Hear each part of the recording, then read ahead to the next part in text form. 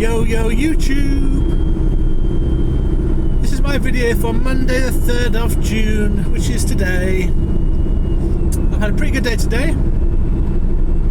My stats are as follows. Based on 13.84 pence per mile for fuel, I have driven today 444 miles. 444. When I get home, I will have worked for 14 hours and I will have earned from 4 CX jobs £280, 280 gross.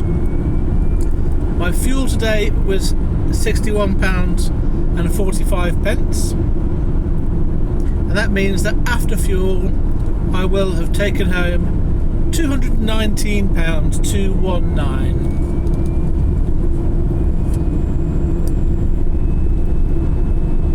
So, how did I do that? First job was booked in from last week, from Friday. It was a pick up in Sleaford and 2 drop-offs in Leicester. That was for a short wheelbase van, and I bid £60 for 51 loaded miles. The pickup was 12 dead miles from my home, about 20 minutes away. I had to get there for 8 o'clock. So I left my house at 7:40 this morning and I arrived bang on 8 o'clock.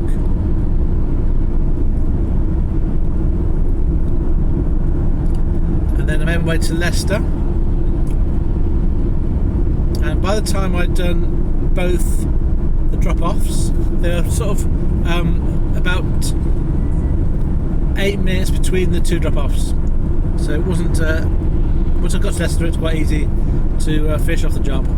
So once I dropped off both loads, one was a pallet and one was a box, I was able to then look for another job, and it was 9:50 when I stopped and I was looking for a job. So I parked up outside the industrial estate, well on the industrial estate outside the place I just delivered to in Leicester, and I had a look for jobs, and I was being reasonably fussy. There's quite a selection of jobs that I could bid on. I probably ended up bidding on about 6 before I got offered a job, and the next job I got was called through at 7 minutes past 10, so it took me about 15 minutes to get that job. And my second job was picking up in Loughborough and delivering to Warrington, and that's for a long wheelbase van, and I really liked that job because I was able to get £100 for it for 89 loaded miles, and it was done quickly, as I said, after my first job, and also it would get me into a good area for a third job. It was about 14 dead miles to the pickup in Loughborough, about half an hour for me to drive there. And I arrived and was loaded and left the site at just gone 11 o'clock. It was 3 pallets. I got there within half an hour, but it was a bit of waiting and a bit of messing about putting the pallets on. No, not from my point of view, from the forkie's point of view. The forklift driver was not particularly fast, not particularly friendly. I don't think it's me. I think he just must have had a bad day. But he was just, by the time I got loaded up and strapped down the load, it was just gone 11 o'clock. And so at this point in the day, it reminded me of Friday. Exactly the same. I did the same thing as I did on Friday. £60 job and £100 job. And my plan at this point was to get to Warrington and look for a job back home, or jobs to the West Midlands, or a local job, and then something at home in the afternoon. I thought I'd be there about 12:30. In the end, by the time I got unloaded at Warrington, it was pretty much 1 o'clock.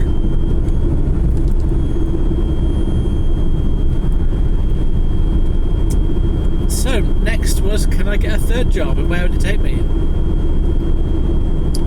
Well, I did win one. I got the call about 45 minutes later. It was a bit harder this time to win a job. There was plenty of work around. It was just the problem was trying to gauge the pricing of it. And I ended up getting a job from Stockport. It was a 2-stop job again. So my first job had 2 drop-offs, and my third job had 2 drop-offs. And it was going to at Nelson and Accrington.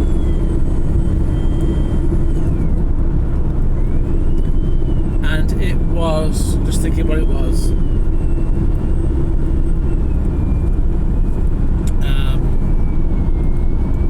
it was 2 pallet. That was it. I can't remember. What did I do? It was, no, it wasn't. It was handball stuff. Yeah. So I've done this job before. It's a pretty good job for a long wheelbase van because it's they call them die boards, I think. Basically, it's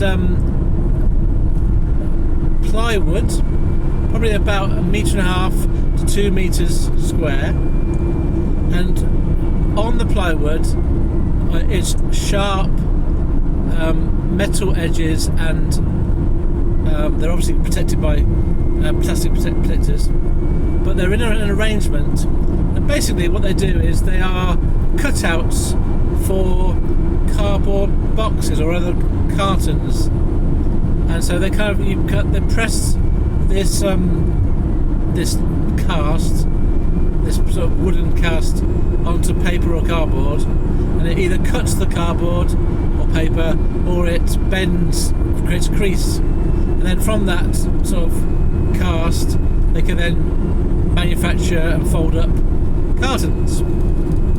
And there's 2 pieces to it. There's the bit that they use to cut, and then like a secondary bit which is sort of allows the waste to pop through a hole.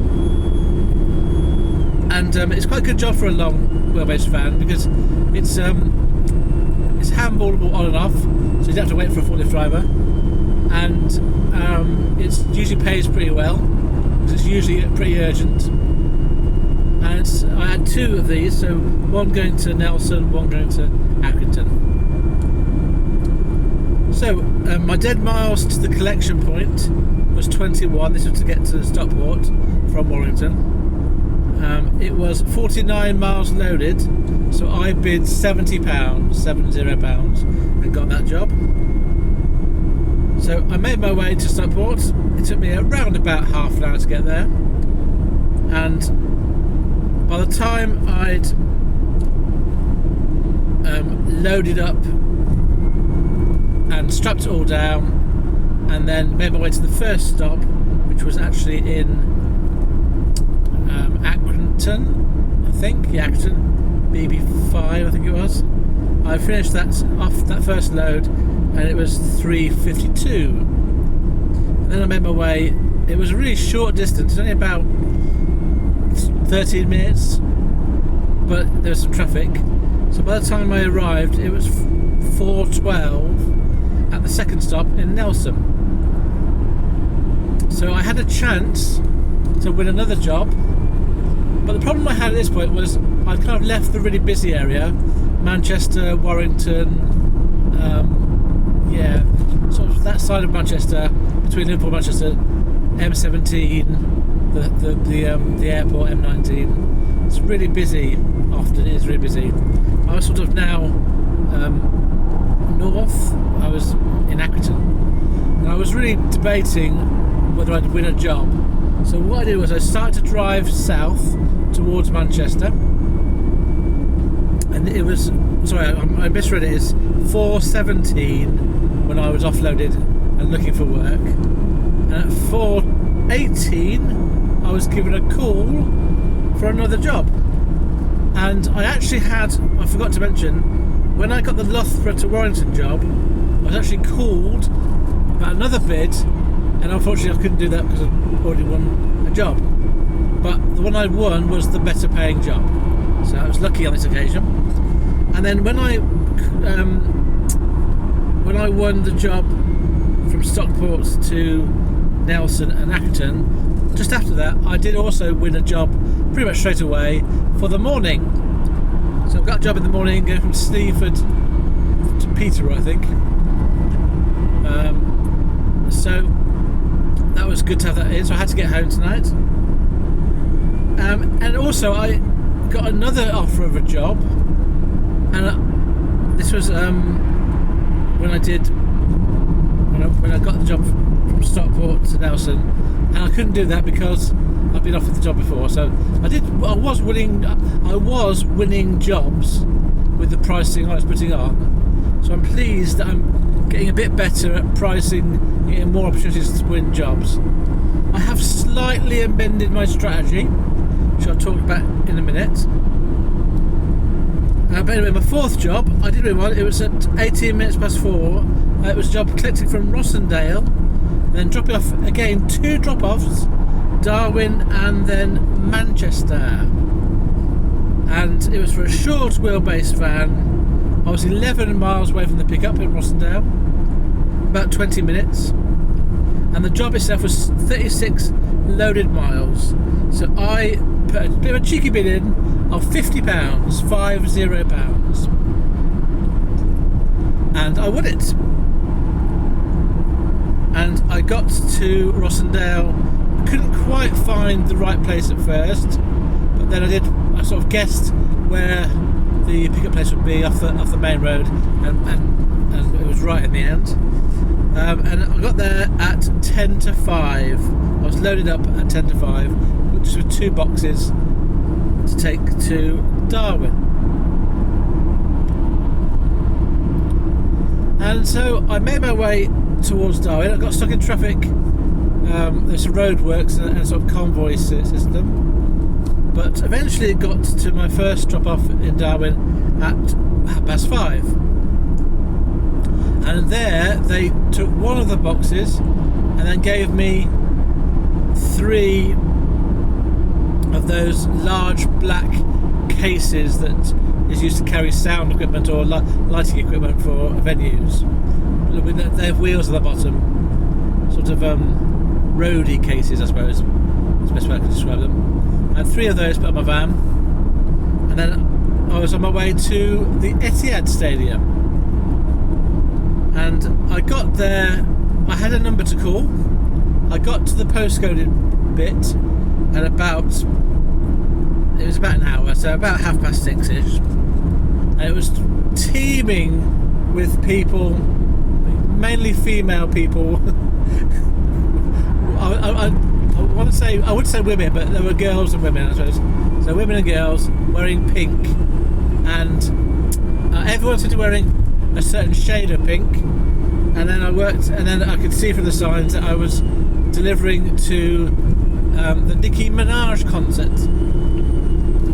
Now I got to the deliveries section of the Etihad Stadium, and it wasn't there, and I had to go all the way around to the other side. I don't know if this is a permanent feature, but I'll say what I was directed to. I was directed to the blue car park, if that means anything to anybody. Maybe it's just for events, or maybe it's always there. So I was at the delivery side, which is on one side of the stadium. I had to go basically around 3 sides to get to the blue car park. And then I felt really important because the stewards were there, and the stewards moved some cones and let me go inside the stadium, and I was able to go right underneath to an area to drop off the boxes.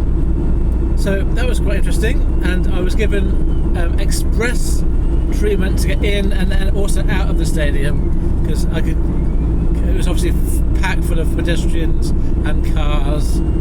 At this point, this happened to and I finished about 6:45, and that's when I was off site and coming away from the stadium.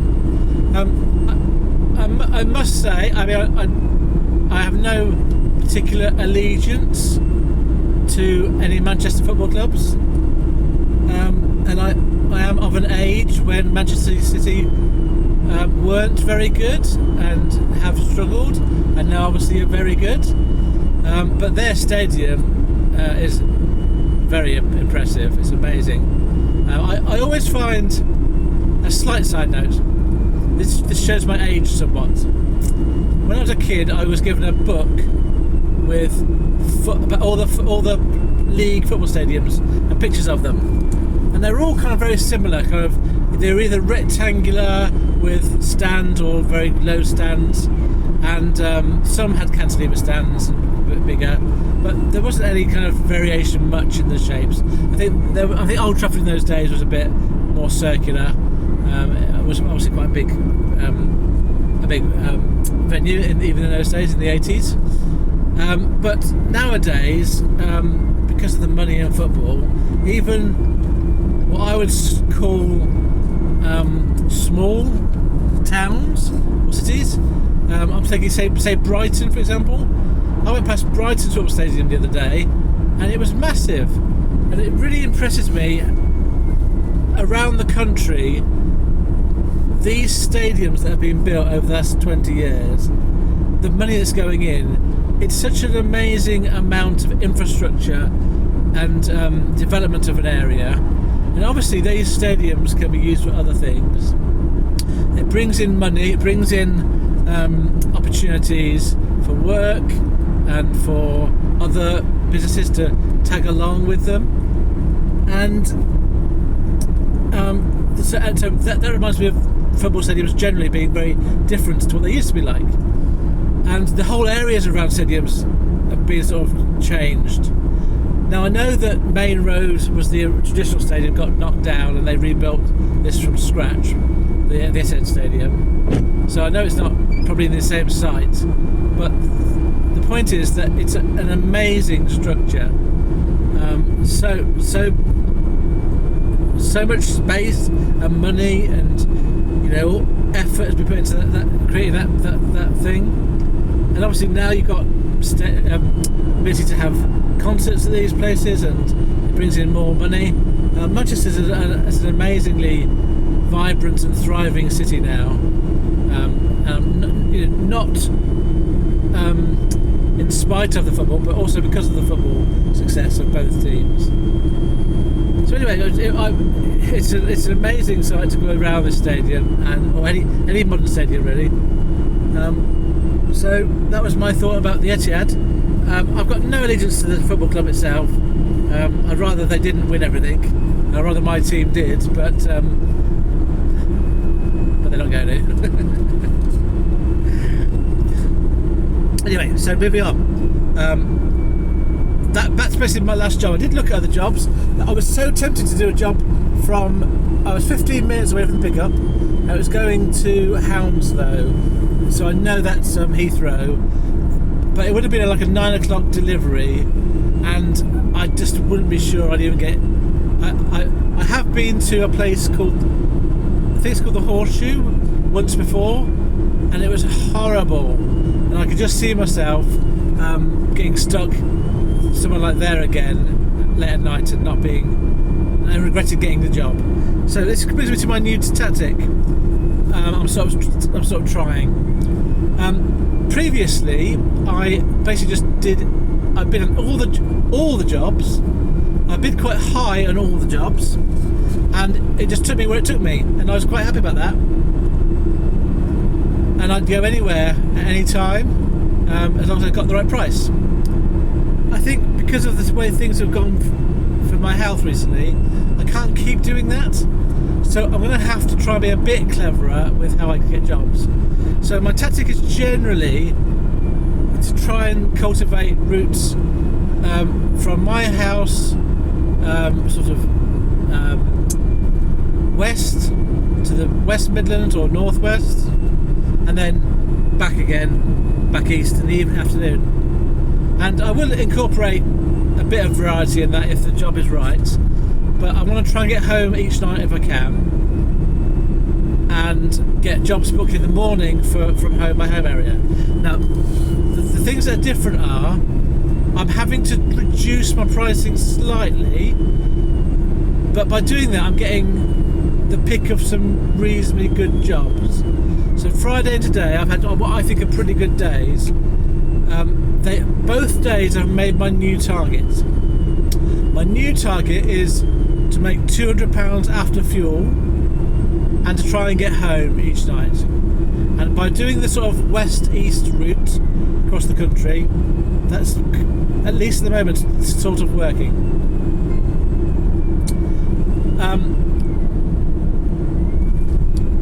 Today's going to be a long day, and I'm doing a lot of dead miles at the end of the day. But the other thing is, what I was doing previously was I wasn't really booking in a job for the following day very often, because I would never know by sort of 5 o'clock where I was going to end up. So now, by me kind of making myself get home each night, I can book jobs in the morning most days when they come, and therefore get a reasonable price for them, or at least try to, at least. So I've done that twice now, Friday and today. I've got a job booked in for tomorrow, same sort of job tomorrow, and I think the tactic of a £50-60 job, a £100 job, a £60 job, £40 job, and then one more kind of is working. Now whether I do that every day is unknown, but it's something I'm going to try. So it's not a massive change of strategy, but it's just tweaking what works best for me and trying to be a bit smarter with the jobs that I take. And also, the other thing I was going to say is, if I get a job in the afternoon, go to London, I will do it. That'll be my last job of the day, and then I'll just dead bite it home from London. But it has to be the last job, really, because I don't want to ruin a whole day of being stuck in London. Okay, that's all of my notes I've written down. There's something else I was going to say. I can't remember what it was. So maybe I'll bring this to a close now. Yeah, I can't think of anything else. So yes, thank you very much for listening to today's video. And I hope you are successful this year, however you define that for yourselves. And I shall speak to you tomorrow. Farewell, friends.